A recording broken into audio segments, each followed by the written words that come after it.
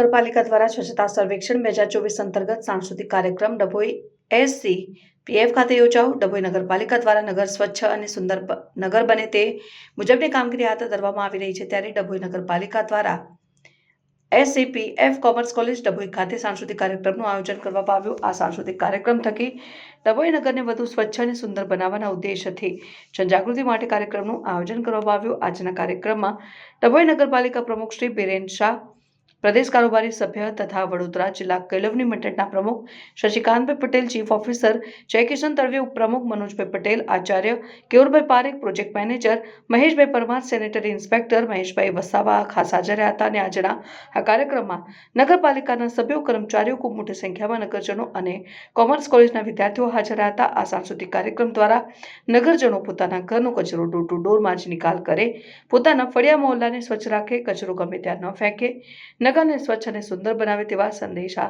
સાથે કાર્યક્રમ થકી આપવામાં આવ્યા। રિપોર્ટર મીત માછી, સિનો સમાચાર ન્યૂઝ, ડભોઈ।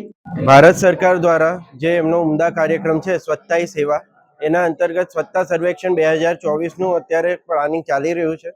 એના અંતર્ગત જે ડભોઈ શહેરમાં ઠેર ઠેર જે લોકો દ્વારા ગંદકી કરવામાં આવે છે તે દૂર થાય, તેની જાગૃતતા ફેલાય, એ માટે આજે કેળવણી મંડળ ડભોઈ દ્વારા એમના સહકારથી અમે સ્વચ્છતા હી સેવાનો કાર્યક્રમ એ લોકો સુધી જાગૃતતા પહોંચે એ માટેના કાર્યક્રમનું આયોજન કરેલ હતું।